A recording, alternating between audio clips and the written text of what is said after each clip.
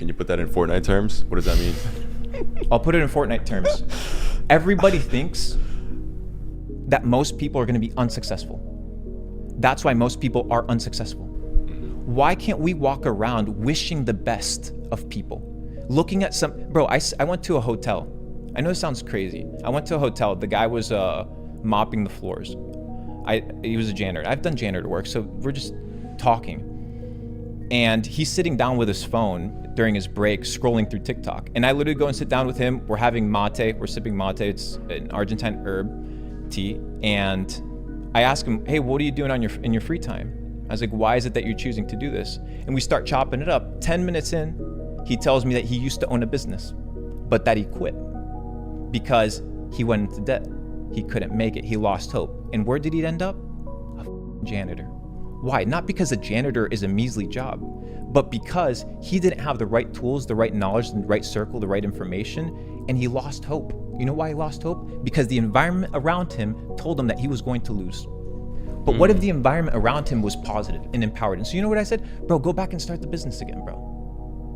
What am I gonna do? Sit down and tell him how to do dropshipping? No, bro, I can encourage you. Hey, bro, you got this. If you were able to do it once, you can do it again. You never scroll TikTok? I scroll TikTok. I scroll TikTok, but I scroll it with a different intention. I actually find it as a really good tool to recruit talent. Really? Yes, it's a really good place to find talent that is really good, and I think that it's a good place for sourcing new hires. Is that how you're justifying it though? Do you ever just scroll, like doom scroll? I would say I doom scroll Instagram stories a bit, bro. It's the swipes, doom swipe, bro. Doom swiper. I'm a doom swiper, bro. But it seems like you're really familiar with the TikTok algorithm, because you kind of you blew up almost out of nowhere. Like I didn't hear about you, and the next thing you know, I'm seeing you everywhere. Was that super premeditative? What was your plan with that? It didn't start off as a plan, and it kind of became a plan as it worked. But I think the message is very simple because I've only made probably about a dozen YouTube videos. And I've done a couple live streams and a couple podcasts. I think my message is consistent. I think people resonate with it, and that's why I think people like it. Yeah, there may be some flaming content, maybe some content that's controversial, but for the most part, the content that people stick with and the comments and the feedback that I get is that it's a net positive. So I think the internet, there's a lot of drama. I think it's very easy to get quick likes and quick views. And I think now there's a pendulum switch and a pendulum kind of swing towards authenticity. And I think people resonate with that.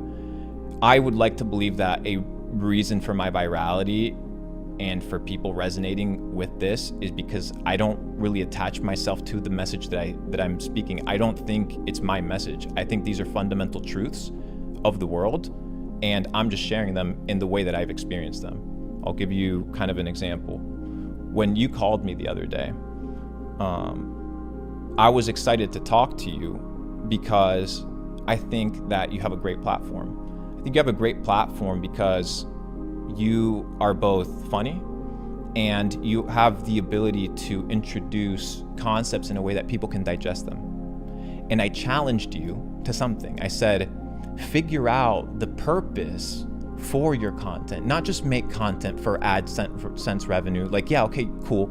Figure out how you can build something that outlasts you, build something with purpose. And this takes a long time. This takes a lifetime to build. And my entire premise in doing this, now that I've been able to make money, because I've been able to build a personal brand in the past, I just didn't. Why? Because I didn't want money to be the motivating factor that moved me towards talking. If I need to have AdSense on and say and filter certain things in order for me to make money, then I'm no longer working for myself, I'm working for YouTube. And I wanted to get to the place where I could be financially independent. And if I was to build my personal brand, it could be somebody that I was proud of presenting. And I'm proud of the version that I am today, therefore I'm public. But you're still making a ton of money off the personal brand. Yeah, a ton of money.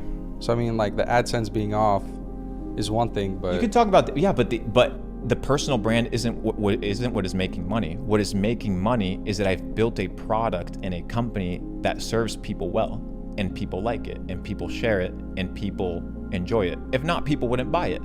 And if you look at my process of commercialization, You look at my landing pages, I don't promise anything.